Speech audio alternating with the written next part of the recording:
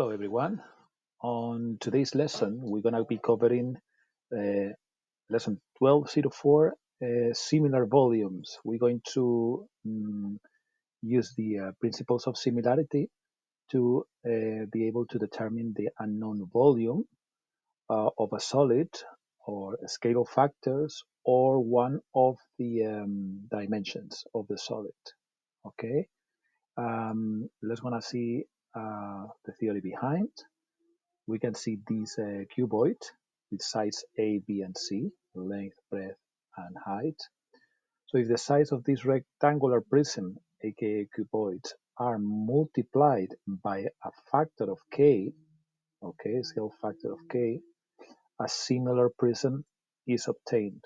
Okay, if I multiply by a factor of k, but a proportional factor, the same factor in each dimension, a similar prism is obtained. What happens here? That the new volume it becomes this Ka times Kb times Kc. Okay, if we simplify it, we get that the k's multiplied by itself 3 times, it will be k cubed multiplied by a, by b, and by c.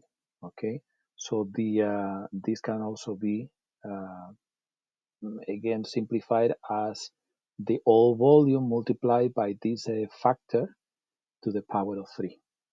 Okay, then um, then it comes the formulas I've been using for you to visualize this. The volume of the image, the figure on the right, equals to the volume of the original, the one on the left, multiplied by that scale factor to the power of 3. So remember, this is going to be your original, and this is going to be your image. If you ever want to find the scale factor, k,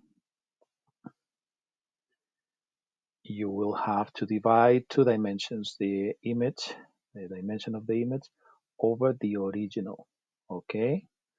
If you want to find this scale factor, you will need to do a cube. If you want to find cube 3, remember you will have to have the whatever the value, but that will be the cube of the cube root. Okay, we're gonna see an example in a moment. Let's going to see these two cylinders. This is the two soup cans are similar and have a height of 8 centimeter, the A, and 16 centimeter respectively. 16 centimeter respectively, the height of B. The cylinder A has a volume of 225 cubic centimeter. It's not shown here, but I'm just going to write it down here. So that will be 200 on 25 cubic centimeter, right?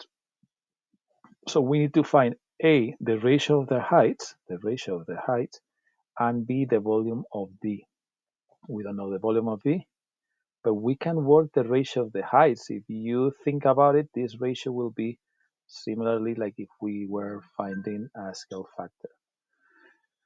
What can we see? The scale factor is just a ratio. It's a comparison in the change between two dimensions. So we can even find a scale factor k, which will be my image over the original. So that's, remember, original always on the left, the image on the right. So what can I see here? I got two lengths, which are from the corresponding sides, okay, from the height. So that will be the image will be 16, it will be 8, it's got a scale factor of 2. As a ratio, if you want to express that this as a ratio, all you have to do is to use the column, okay, 8 to 16. You can simplify it, and if you divide by 8, you will get that it's 1 to 2. Basically, it's telling you that B is twice as large as A. Okay, this is a scale factor which is larger than 1. 2 means that it's twice the size. Right, let's gonna find the volume of B. I'm gonna change the color once again.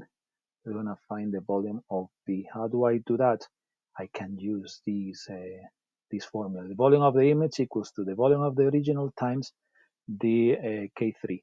Okay, so the volume of the image, that one, equals the volume of the original, this one, times the scale factor to the power of 3. I know now the scale factor. Okay. So all I'm going to do is to substitute. Do I know the volume of the image? No. So that will be X, or I can call it the volume of the image if you want. It does no matter. It's going to be the volume of the original, 225, multiplied by 2 to the power of 3, because that's my scale factor. Okay. I like to use the parentheses.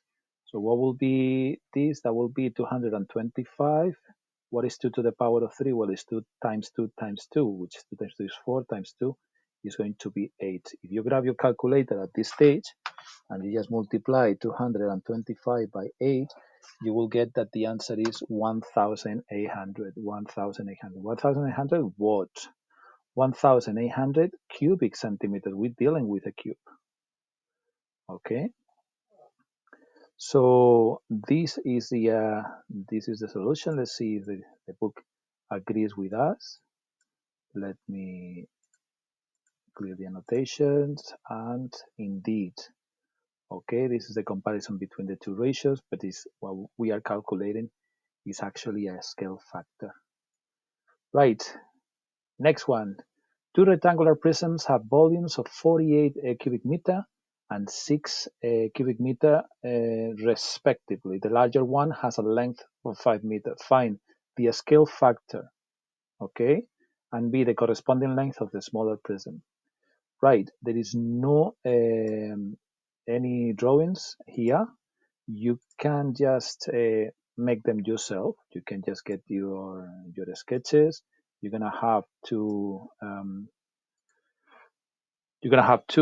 rectangular prisms, aka a cuboid, and you just can connect them. So you're just gonna make two. How can you make two cuboids or cuboidal shape? It's exactly the same shape, and then you just connect with the lines, the edges, so the edges or the vertices. Sorry, not the edges, the vertices. So that's a nice cuboid. I'm just gonna do another again so you can see, just by creating the same shape and then do it twice.